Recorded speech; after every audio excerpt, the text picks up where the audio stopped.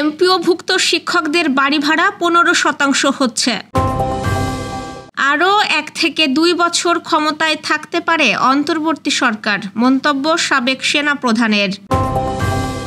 Doctor ইউনূসকে 6 মানবাধিকার সংস্থার চিঠি, আওয়ামী লীগের কার্যক্রমে নিষেধাজ্ঞা প্রত্যাহারের আহ্বান। সৌদি প্রবাসীদের জন্য সুখবর, 50 বছরের পুরানো ব্যবস্থা বাতিল। যশোর ও ঝিনাইদহে সড়ক দুর্ঘটনায় 2 জন নিহত, আহত 5। সিপিবি নেতা ইলাহাদাত খানের মৃত্যু।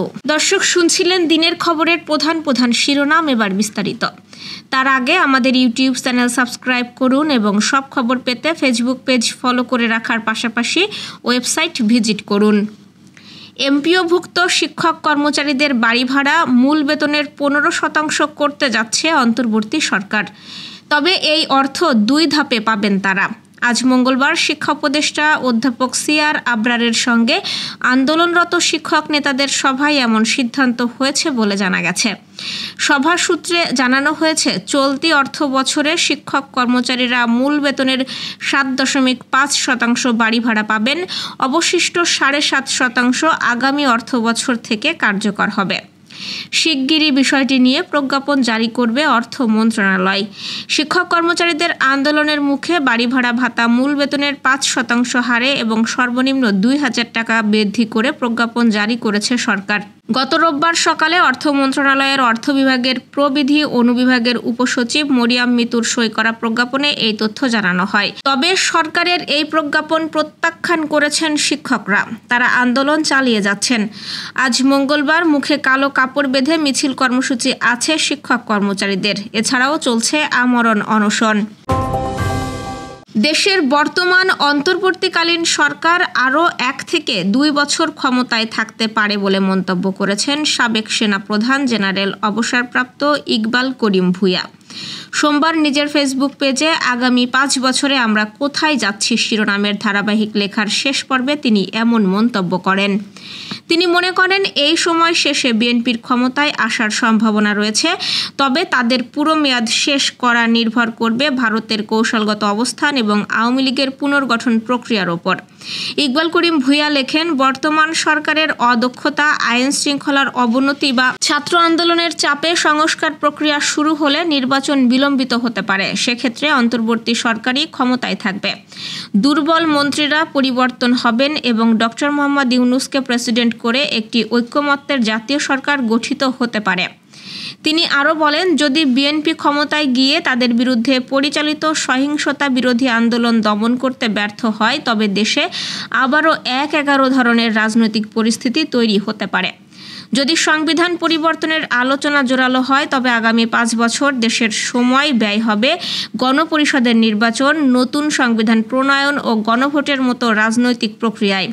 তিনি সতর্ক করে বলেন, আগামী 5 বছর দেশকে পাড়ি দিতে হবে বিভ্রান্তি, অস্থিরতা, প্রতিবাদ, আন্দোলন, হরতাল, অবরোধ ও সহিংসতার মধ্য দিয়ে।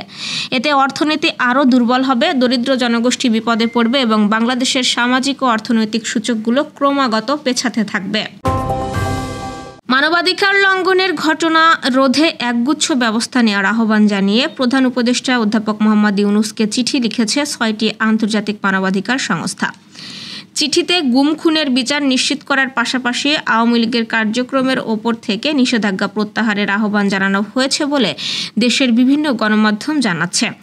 ওই 6 মানবাধিকার সংস্থা হলো সিভিকাস, committee to protect journalist CPJ, fortify rights, human rights watch, Robert F Kennedy human rights এবং টেক গ্লোবাল ইনস্টিটিউট।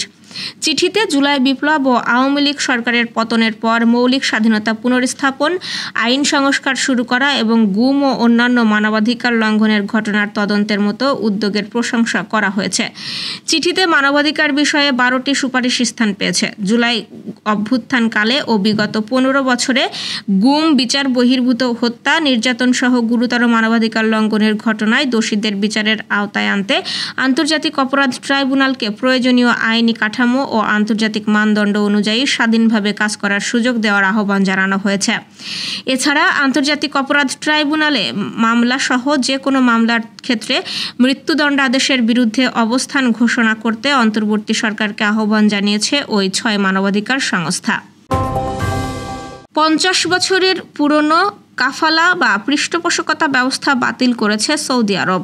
এই যুগান্তকারী সিদ্ধান্তের ফলে প্রায় 1,30,00,000 বিদেশি শ্রমিক সরাসরি উপকৃত হবেন বলে জানা গেছে, যাদের বেশিরভাগই দক্ষিণ ও দক্ষিণ পূর্ব এশিয়ার নাগরিক। নতুন ব্যবস্থায় প্রবাসীরা এখন থেকে চাকরি পরিবর্তন, দেশ ত্যাগ এবং ভিসা নবায়ন এই সব ক্ষেত্রে আগের মতো কঠোর নিয়ন্ত্রণের মুখে পড়বেন না। টাইমস অফ ইন্ডিয়া জানায়, কাফালা ব্যবস্থার পরিবর্তে সৌদি আরব এখন চুক্তিভিত্তিক কর্মসংস্থান মডেল চালু করেছে, যা শ্রমবাজারে নতুন দিগন্ত খুলে দেবে। নতুন এই ব্যবস্থায় অভিবাসী শ্রমিকরা আর নিয়োগকর্তার অনুমতি ছাড়াই চাকরি পরিবর্তন করতে পারবেন, এক্সিট ভিসা ছাড়াই দেশ ত্যাগ করতে পারবেন এবং আগের কাফালা ব্যবস্থার অধীনে যে আইনি সুরক্ষা সীমিত ছিল তা এখন আরও প্রসারিত হবে।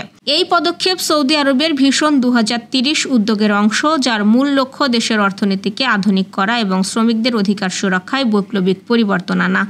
মানবাধিকার সংগঠনগুলো এই সিদ্ধান্তকে সৌদি শ্রম ইতিহাসের এক নতুন অধ্যায় হিসেবে বর্ণনা করেছে। তবে তারা বলছে, প্রকৃত পরিবর্তন নিশ্চিত করতে হলে এই সংস্কারের বাস্তবায়ন ও তদারকি আরও শক্তিশালী করতে হবে। যশোর ও ঝিনাইদহে পৃথক দুটি সড়ক দুর্ঘটনায় 2 জনের মৃত্যু এবং 5 জন আহত হয়েছেন। ঝিনাইদহ থেকে রাজীব হাসান জানিয়েছেন, ঝিনাইদহ সদর উপজেলায় বিকল হয়ে দাঁড়িয়ে থাকা একটি ট্রাকে যাত্রীবাহী বাসের ধাক্কায় আলিমুল নামের এক হেলপার নিহত হয়েছেন। আহত হয়েছেন 2 গাড়ির চালকসহ আরও 5 জন। নিহত আলিমুল নড়াইল সদর উপজেলার বেনাডোবা গ্রামের মৃত সুভানের ছেলে। আজ ভোরে সদর উপজেলার 5 মাইল এলাকায় ঝিনাইদহ মাগুরা সড়কে এই দুর্ঘটনা ঘটে। আরাবপুর হাইওয়ে পুলিশের ইনচার্জ মৃত্যুঞ্জয় বিশ্বাস ও প্রত্যক্ষদর্শীরা জানান, ধান বোঝাই ট্রাকটি বিকল হয়ে গেলে হেলপার আলিমুল ও চালক রাস্তার পাশে দাঁড়িয়ে মেরামতের কাজ করছিলেন। এ সময় ব্রাহ্মণবাড়িয়া থেকে যশোরের চৌগাছাগামী মামুন পরিবহনের একটি যাত্রীবাহী বাস ঘন কুয়াশার কারণে নিয়ন্ত্রণ হারিয়ে দাঁড়িয়ে থাকা ট্রাকটির পেছনে ধাক্কা দেয়। এতে ঘটনাস্থলেই হেলপার আলিমুল মারা যান এবং বাস ও ট্রাকের চালকসহ 5 জন আহত হন। এদিকে প্রতিনিধি জাকির হোসেন হৃদয় জানিয়েছেন, যশোরের অভয়নগরে ট্রাকের চাপায় এক কৃষক নিহত হয়েছেন। সকালে উপজেলার যশোর খুলনা মহাসড়কের চেঙ্গুটিয়া আলীপুর ব্রিজের কাছে এই দুর্ঘটনা ঘটে। নিহত কৃষক আবুল কালাম উপজেলার প্রেমবাগ ইউনিয়নের চাপাতলা গ্রামের মৃত আনসার আলীর ছেলে। তিনি বাইসাইকেলে করে সবজি নিয়ে নোয়াপাড়া বাজারের দিকে যাচ্ছিলেন। আলীপুর ব্রিজের কাছে পৌঁছালে খুলনাগামী একটি ট্রাক পেছন থেকে তাকে ধাক্কা দেয়। আবুল কালাম সড়কের উপরে পড়ে গেলে ট্রাকটি তাকে চাপা দিয়ে চলে যায়। ঘটনাস্থলেই তার মৃত্যু হয়। বাংলাদেশের কমিউনিস্ট পার্টি যশোর জেলা কমিটির সাবেক সাধারণ সম্পাদক এলাহাদাত খান মৃত্যুবরণ করেছেন। ইন্না লিল্লাহি ওয়া ইন্না ইলাইহি রাজিউন। আজ সকাল 11টায় তিনি শেষ নিঃশ্বাস ত্যাগ করেছেন। মৃত্যুর খবর নিশ্চিত করেছেন তার ছেলে আসিফ আকবর নিপন। পরিবারের পক্ষ থেকে জানানো হয়েছে, তার নামাজে জানাজা আজ বাদ আসর বেসপাড়া তালতলা মসজিদ প্রাঙ্গণে অনুষ্ঠিত হবে। দাফন করা হবে বেসপাড়া কবরস্থানে। এর আগে বিকেল 3টায় তার প্রতি শেষ শ্রদ্ধা জানাতে মরদেহ নেওয়া হবে যশোর উদীচী শিল্পী গোষ্ঠীর কার্যালয়ে। এলাহাদাত খান মহিলা পরিষদ যশোর জেলার সাবেক সভাপতি অধ্যাপক সুরায়া শরীফের স্বামী। দর্শক, এই ছিল দুপুরের আয়োজন। রাতের খবর দেখার আমন্ত্রণ রইল। সেই সঙ্গে এতক্ষণ সাথে থাকার জন্য ধন্যবাদ।